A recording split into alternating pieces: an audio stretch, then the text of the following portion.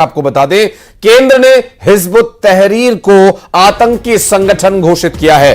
पिछले साल भोपाल में हिजबुत तहरीर के 10 आतंकी गिरफ्तार किए गए थे। भारत में शरिया कानून लागू किए जाने की साजिश ये कर रहे थे। लोगों का ब्रेन वॉश कर धर्म परिवर्तन करवाते थे। भोपाल के युवाओं के पास आतंकी संगठन का ये अहम जिम्मा दिया गया था और ये लोग फंड जुटाते थे। दुनिया के कई बड़े आतंकी संगठनों के संपर्क में थे और हिजबुत तहरीर का नेटवर्क कई देशों में है। दरअसल बांग्लादेश में भी तख्ता पलट में इनके ही सदस्यों की भूमिका रही थी।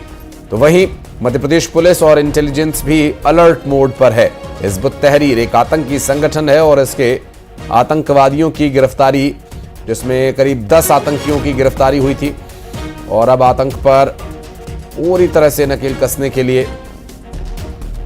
कार्रवाई की जा रही है। और भारत में ये आतंकी गतिविधियों को अंजाम देने के इरादे से सक्रिय थे।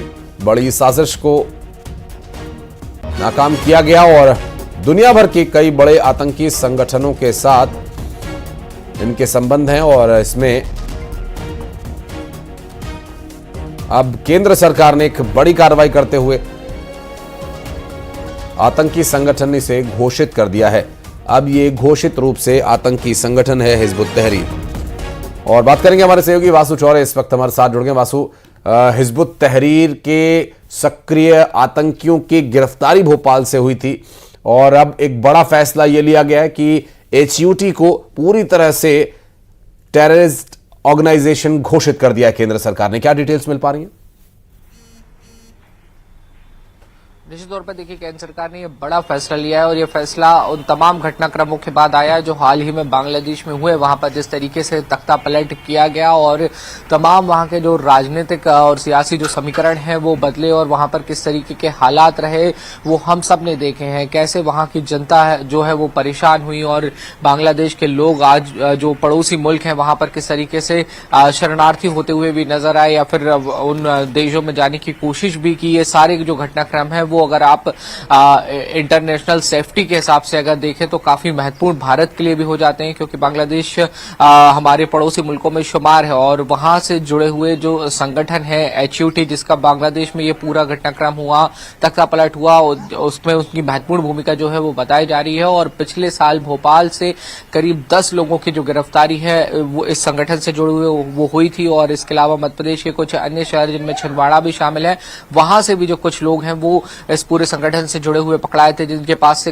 कई बड़ी मात्रा में जो है आपत्तिजनक साहित्य और अलग अलग जो चीजें हैं वो पुलिस को मिली थी, ATS को मिली थी मध्य प्रदेश की, और जिससे कहीं ना कहीं ये जरूर साफ हो गया था कि लोगों की जो कोशिश थी वो कई आपराधिक गतिविधियों को अंजाम देने की थी। मध्य प्रदेश में ही नहीं बल्कि पूरे देश में जो शांति व्यवस्था और जो कानून व्यवस्था बनी हुई है उसको बिगाड़ने की ये लोग फिराक में थे, कोशिश में थे और फंड भी जुटाने का काम कर रहे थे। जो अलग अलग आतंकी संगठन है उन तक पहुंचाने का काम किया जाता था। चूंकि HUT को केंद्र की सरकार ने आतंकी संगठन घोषित कर दिया है, इसके बाद मध्य प्रदेश में भी जो इंटेलिजेंस है, जो ATS है और जो पुलिस है वो अलर्ट मोड पर है और इस तरीके की कोई भी संदिग्ध गतिविधियां होती हैं या कोई भी संदिग्ध होता है तो उस पर पुलिस और जो ATS और इंटेलिजेंस की टीमें हैं वो और भी ज्यादा सतत रूप से निगरानी रखने का काम करेंगी, ताकि यहां पर किसी भी तरीके से कोई कानून व्यवस्था ना बिगड़े, जो इनके मंसूबे हैं उनमें ये किसी भी रूप में कामयाब ना हो पाए। क्योंकि हाल ही में देखा गया, चाहे ड्रग्स फैक्ट्री का मामला हो या अन्य बड़े अपराधियों की या आपराधिक तत्वों की धरपकड़ का मामला हो, इसमें काफी तेजी भी पिछले दिनों में आई है। और अब निश्चित तौर पर जब HUT को आतंकी संगठन घोषित कर दिया है तो अब और भी ज्यादा अलर्ट रहने की जरूरत है। स्वाभाविक है। बहुत शुक्रिया आपका इस पूरे मामले पर जानकारी देने के लिए वासु। और गैंगस्टर अमन साहू को पुलिस रायपुर लेकर पहुंची है। दरअसल गैंगस्टर को झारखंड से आधी रात को रायपुर लाया गया। गैंगस्टर को कड़ी सुरक्षा के बीच रायपुर ले जाया गया। दरअसल सरायकेला जेल से प्रोटेक्शन वारंट पर रायपुर लाया गया है। रायपुर क्राइम ब्रांच के ऑफिस में कड़ी सुरक्षा व्यवस्था के बीच अमन साहू को रखा गया है। अमन साहू को आज कोर्ट में पेश किया जाएगा। पुलिस रिमांड पर लेने का प्रयास करेगी। दरअसल रायपुर में कारोबारी के ऑफिस के बाहर फायरिंग किए जाने का आरोपी अमन साहू पर गैंग की महिला सदस्य समेत 11 सदस्यों की गिरफ्तारी हो चुकी है।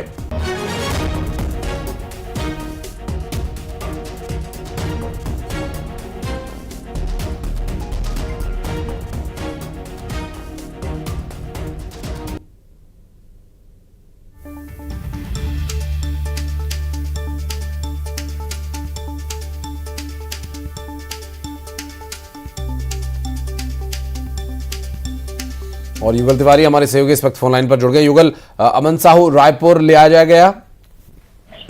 जी बिल्कुल, देखिए इससे पहले भी 3 बार प्रोडक्शन वारंट के लिए रायपुर क्राइम ब्रांच है उसने अप्लाई किया कोर्ट में, लेकिन किसी कारणवश नहीं ला जा सका। लेकिन अब कुख्यात गैंगस्टर है, उसके कड़ी सुरक्षा 35 से अधिक छत्तीसगढ़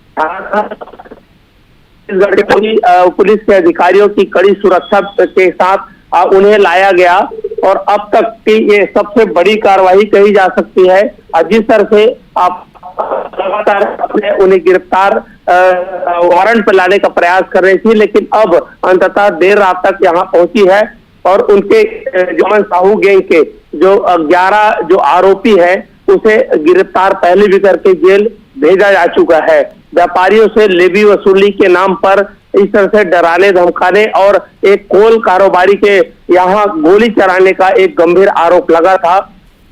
और जिस तरह से अमन साहू गैंग के लोगों ने जो राइफल इसके साथ साथ जो गोलियां हैं और पैसे की व्यवस्था की थी, उन तमाम आरोपियों को पहले ही पुलिस ने गिरफ्तार कर लिया है और अभी कड़ी सुरक्षा व्यवस्था के बीच उसे क्राइम ब्रांच में रखा गया है और आज कोर्ट में पेश करके उसे रिमांड में लिया जाएगा। रिमांड में लेने के बाद पूछताछ की जाएगी जिसमें कई अहम खुलासे हैं वो हो सकते हैं।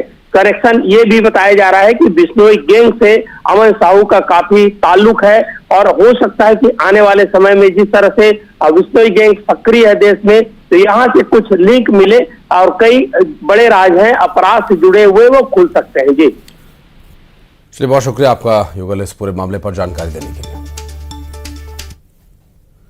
और ग्वालियर में डेंगू से 5वीं मौत हो गई।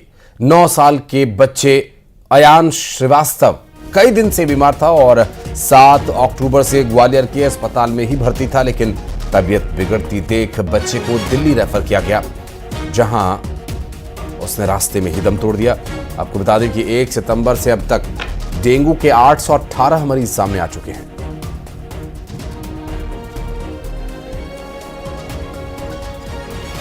और बात करेंगे हमारे सहयोगी सुशील कौशिक इस वक्त हमारे साथ जुड़ गए। सुशील, ये डेंगू का डंक एक और मासूम जान का दुश्मन बन गया। अभी तक इससे निपट पाना प्रशासन के लिए एक बहुत बड़ी चुनौती बना हुआ है। बिल्कुल ठीक कहा आपने। ग्वालियर चंबल अंचल में डेंगू से निपटना प्रशासन के लिए चुनौती बना हुआ है और लोगों के लिए ये जो है जान का सबब बन गया है।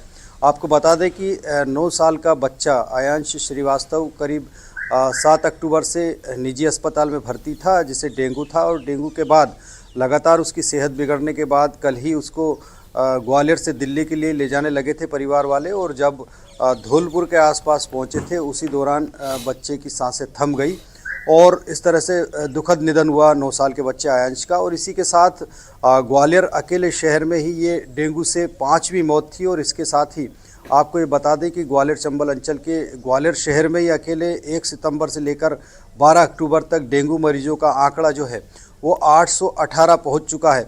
यानी अभी इस सीज़न में 1000 के पार डेंगू मरीज ग्वालियर में हो चुके हैं। पूरे अंचल की अगर बात करें तो ये स्थिति और ज़्यादा घातक है। दूसरी बात ये कि निजी अस्पतालों में जो डेंगू के मरीज सामने आ रहे हैं उनकी तादाद अलग है, तो इससे समझा जा सकता है कि डेंगू ग्वालियर में कितना प्रकोप फैला रहा है। और जहाँ तक निपटने की बात है तो बारिश के बाद अब सीज़न चूँकि शुरू हो चुका है, तो अब यहाँ डेंगू का लार्वा, मलेरिया सहित अन्य परेशानियां लोगों के सामने खड़ी हो गई है। नगर निगम की बात करें तो फॉगिंग की बात ज़रूर कही जा रही है, लेकिन शहर के कई इलाकों में जल जमाव है। इसके अलावा फॉगिंग नहीं हो पा रही है, ऐसी भी शिकायतें लोगों ने की है। हालांकि लार्वा सर्वे करने के लिए मलेरिया विभाग की टीमें ज़रूर कई इलाकों में पहुंच रही है और कुछ लोगों पर जुर्माना भी किया जा रहा है।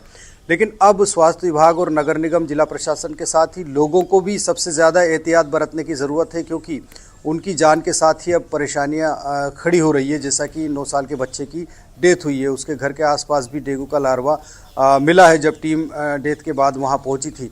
तो निश्चित तौर पर अब लोगों को खुद को एहतियात बरतना होगी, क्योंकि अभी दिसंबर तक बिल्कुल, क्योंकि अपनी जान अपने हाथ में है और ये अपनी लापरवाही का भी कई बार नतीजा हो जाता है। हालांकि इस बारे में सबको मिलकर प्रयास करना होगा। बहुत शुक्रिया सुशील आपका इस पूरे मामले पर जानकारी हमारे दर्शकों तक पहुंचाने के लिए। चलिए, अब वक्त हो चला है फटाफट अंदाज में खबरों पर नजर डालने का। शुरुआत